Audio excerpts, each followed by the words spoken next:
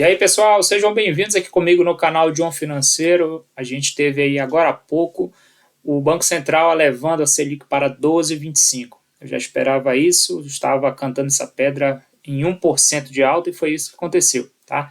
Devido aí às circunstâncias aí macroeconômicas que o nosso país está enfrentando. Aqui na tela, eu estou no portal Infomoney.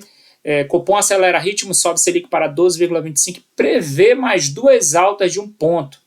Tá? Eu fui dar uma olhada aqui no comunicado deles, então é complicado a situação, principalmente com relação à inflação, os gastos públicos, né, que eles estão tentando combater, porque a Selic ela é uma ferramenta de política monetária para conter a inflação, né? Então, elevando esses juros, Selic, que é o juros básico da economia brasileira, que serve como referência para os outros juros e também serve aí para a referência dos investimentos em renda fixa. Então, por um lado, os investimentos vão render mais de 1% ao mês, por outro lado, a gente está com uma taxa de juros de país de terceiro mundo, tá? Porque somente países de terceiro mundo têm essa taxa de 2 dígitos. Tá? E só lembrando que nós já tivemos aí, no governo anterior, uma taxa de 2% ao ano, e agora ela está 12,25% ao ano. É complicado, né? Mas vamos entender. A gente tem esse cenário também do dólar, apesar do dólar ter fechado próximo de R$6 hoje, o dólar alto, tudo pressiona, né? Commodities, a gente tem aí a guerra na Ucrânia com a Rússia, a gente tem aí esse cenário aí dos Estados Unidos agora com Donald Trump, né? Colocando mais pressão no mundo, e a gente tem aí o país que está com as suas contas, né, que não estão fechando, estão no vermelho, o fiscal brasileiro aí, tudo aí então favorece para essa Selic que está em 12,25 na última reunião do ano de 2024. Tá? Eu quero mostrar para vocês aqui um comparativo de outras nações. Eu estou aqui no Trend Economics, é um portal que traz um compêndio, né, uma análise aí de todos os dados econômicos dos países. E ele mostra aqui as ações nessa tela aqui, nessa planilha que ele mostra para a gente. Tá? E aqui tem a lista das nações e o Brasil está no meio, das maiores nações, isso daí por PIB, né? Os maiores PIBs, que é como se calcula aí as maiores nações do mundo. O PIB é aquela grande questão aí que o nosso país está aí adorando, né? Só olhando o PIB, parece que só existe o PIB para a nossa nação. Então está sendo o Deus do Brasil, o PIB, né? Porque o que importa é ter PIB alto. Não importa, não adianta de nada a gente ter PIB alto, e é isso que eu vou mostrar e comprovar para vocês aqui nessa tela. Tá? Em que sentido, pessoal? Temos ali os Estados Unidos com 27 trilhões de PIB, né? Ali é tudo que foi produzido numa nação em determinado período, e aí um crescimento de 12,80, porém uma taxa de juros de 1 dígito, 4,75, e uma taxa de inflação contida ali, controlada em 2,70, de alguma forma aí está próximo do centro da meta deles, talvez, né? Mas aí a gente não vê uma taxa aí de inflação em 5%, em 10% descontroladamente, tá? A gente tem aí depois China, com 17 trilhões de PIB, tem a zona do euro, 15 trilhões de PIB, tem a Alemanha, 4 trilhões, olha aí. Do primeiro, segundo para o terceiro país, que aqui é a zona do euro, não vou aí colocar como uma nação, mas só fazendo um paralelo com nações aqui, da China para a Alemanha, olha quanto desaba. China, 17 trilhões, Estados Unidos, 27 trilhões. A Alemanha já é 4 trilhões, lá embaixo, né? Japão, 4 trilhões. Índia, 3 trilhões. Daqui a pouco eu volto na Índia para comparar com o Brasil. Reino Unido, 3 trilhões. França, 3 trilhões. Itália, 2 trilhões. Brasil, 2 trilhões, 174 milhões. Esse é o nosso PIB. Crescimento de 0,90. Não adianta de nada a gente ter PIB alto, pessoal, nessas circunstâncias. Tá? Não adianta a gente ser a 10ª aí nação aí, mais poderosa economicamente do mundo. Não adianta de nada. Por quê? Porque a taxa de juros brasileira está em 12,25, isso é taxa de país de terceiro mundo. A gente figura entre as principais nações com PIB mais alto, porém temos uma taxa de 12,25, é vergonhoso. Porque países mal administrados possuem taxas de juros altas. Países bem administrados, com menos corrupção, né, que lutam para combater isso, possuem taxas de juros baixas. Não existe, assim vamos dizer, país subdesenvolvido ou desenvolvido. O que existe é país mal administrado e bem administrado. E isso está explícito aqui nessa planilha, né, desse site, do Trend Economics. Tá? E uma taxa de inflação no Brasil, 4,87. Então, você tem uma taxa de juros alta para tentar conter a inflação do país, que é alta também. E olha só, o Canadá, com 2 trilhões de PIB, tem uma taxa de juros de 3,25. É o princípio que eu acabei de falar para vocês. Países bem organizados, bem gerenciados, com índice de corrupção baixo, vão ter taxas de juros baixas. Países mal administrados terão essa taxa de juros alta para poder compensar. Eles precisam elevar os juros para conter a inflação. A gente tem aqui a Rússia. A Rússia é um caso fora parte porque está em guerra. Olha só aqui esse comparativo que eu vou fazer com o Brasil. A gente está com uma taxa de juros de 2 dígitos, igual a países em guerra, gente. Certo? A gente está com uma inflação de quase 5% ao ano, né? A Rússia está com uma inflação de 8,90%. Então, o que a gente observa? A situação do Brasil é como se a gente estivesse numa guerra. Coisa que a Rússia está. Vale aí a questão da taxa de juros dela, porque ela precisa captar mais dinheiro e pagar um prêmio maior, elevando as suas taxas de juros que vão aí fazer com que os seus títulos públicos sejam aí, então, mais valorizados, né? Pagando aí 21% ao ano. Então ela precisa financiar a sua guerra, ela precisa elevar a sua taxa de juros para conter a inflação que está disparado lá. Embora falando de Rússia, né, é complicado, a gente não sabe aí como esses dados realmente são, até que ponto eles são verdadeiros ou não, mas eles dizem isso aí ao mundo, né?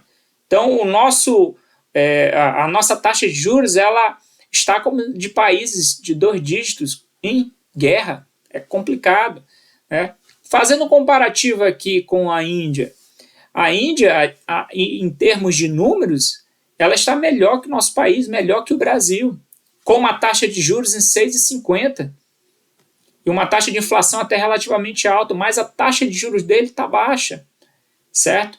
E a gente tem aí um PIB quase que o dobro do Brasil, né?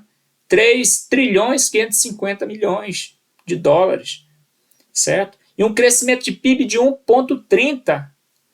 Então, a Índia, de certa forma, em termos de números, diante de todos os seus problemas sociais, 1 bilhão a população deles, 1 bilhão 386 milhões de habitantes, mesmo assim, com todos os seus problemas sociais, a Índia ainda figura na frente do Brasil, na lista dos países mais ricos do mundo. Então é complicado, o efeito de tudo isso, quem são os culpados de tudo isso que está acontecendo no Brasil? Inflação aí em alta, fugindo da meta do Banco Central, taxa de juros em alta, taxa de juros de 2 dígitos. A gente já tem uma taxa de juros de 1 dígito, ou seja, somente o primeiro número na frente, né? O numeral 2% ao ano, a gente está com 12, por isso que é 2 dígitos quando eu falo isso. 2 dígitos, 1 e o 2, taxa de juros de 2 dígitos, a gente chama assim no mercado financeiro. São termos econômicos, né? Porque é vergonhoso ter taxa de juros de 2 dígitos. São de países em guerra, certo? Inflação descontrolada. E quem são os culpados? Os culpados de tudo isso é a própria inflação e a má gestão da coisa pública. Porque uma boa gestão vai tentar trazer essa inflação para o centro da meta, vai diminuir suas despesas, vai cortar na carne, entendeu? A despesa do país. Se um país mesmo não quer brincar, quer fazer coisa séria, ele chega para a mídia, chega para a sociedade e fala, vamos cortar na carne, vamos diminuir os ministérios, vamos acabar com isso, cortar na carne, tem que cortar a despesa. Então, quando um país não faz isso, ele fica ali, né, somente manipulando a situação, só fica ali, né, fazendo ali um conto de fadas, né, uma relação inexistente com a realidade.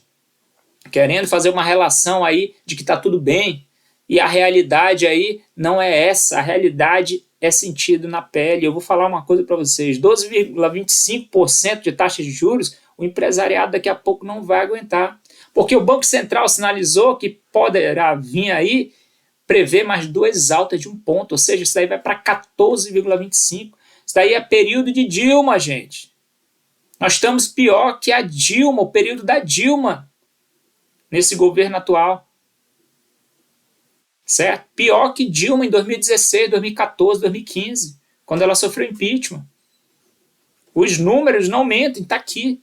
Então, todos esses números que eu trago aqui para vocês, todas essas relações aqui econômicas, elas serão sentidas no meu bolso e no teu bolso. Não pense que tu está livre disso, brasileiro.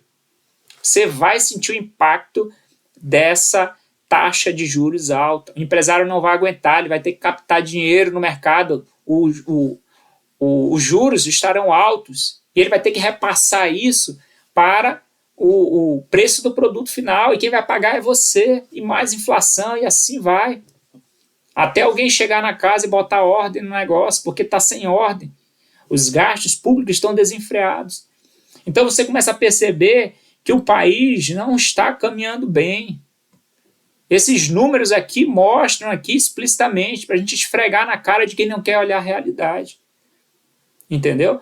É impossível um país dar certo quando ele só quer viver de setor público, quando ele só quer dizer que o setor público é a alma do negócio para uma nação prosperar. Não existe. Os países desenvolvidos estão aqui na nossa cara, aqui na nossa frente, sendo mostrado nessa lista aqui.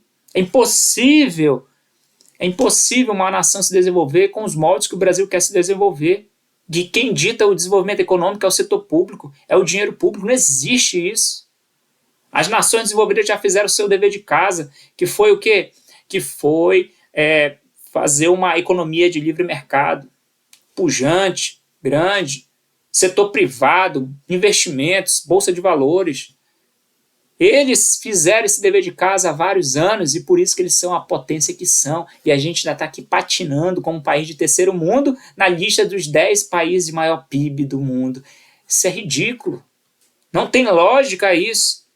O Brasil está com uma taxa de 2 dígitos e figurar entre os 10 países de maior PIB do mundo. Que adianta ter PIB alto? Adianta alguma coisa? Não adianta. É que nem você aí fazer a soma de tudo que você construiu aí no teu negócio, né? Poxa, eu construí muita coisa, olha só a minha capacidade de produção, olha só o quanto eu tenho de maquinário, tudo, né? Porém, a dívida lá no caixa da tua empresa está 1 bilhão. Adianta alguma coisa você ter uma capacidade produtiva grande, você somar todas as coisas que você produziu e dar um valor expressivo, mas a tua dívida é 1 bilhão lá no caixa da tua empresa? Não adianta. Não tem nem louvor nisso, glória nisso. Porque o dever de casa não está sendo feito. O empresário, nesse exemplo, né, precisaria diminuir suas dívidas, diminuir ali, melhorar o caixa da sua empresa, acabar com a dívida. Porque a relação despesa e receita está destruída. A receita não supera as despesas. E o mesmo princípio se serve aí, né, para um país, uma nação, macroeconomicamente falando. A relação da economia micro e a relação da economia macro é a mesma ideia, é o mesmo princípio, é o mesmo fundamento. Se não fizer o dever de casa, gerenciando bem as finanças do dia a dia, não vai adiantar de nada toda a capacidade de produção que você tem. E o Brasil está se enganando, se auto-sabotando. Então, é necessário o país, aí, o Brasil, tomar um choque de realidade, seus governantes, aí, seus líderes, pararem de brincadeira, porque realmente a nossa nação está com um Deus chamado PIB na frente de tudo. Que eles adoram esse Deus, né? É o PIB, somente o PIB. Esquece isso. Nações desenvolvidas têm que ter PIB alto e uma boa gestão das suas finanças públicas. O seu fiscal deve ser equilibrado, e a taxa de juros também, a inflação também. Não se pode tampar o sol com a peneira. Então era isso que eu tinha para conversar com vocês aqui, o meu desabafo sobre como está a situação do Brasil, de uma forma bem simples, bem clara, bem objetiva, para vocês aí entenderem, né, que apenas PIB não importa, apenas o PIB, olhar PIB não vale a pena, porque tem muitos outros fundamentos por detrás da economia. Então é isso, pessoal. Obrigado por vocês terem assistido esse vídeo. Até a próxima aqui no canal de João Financeiro. Valeu!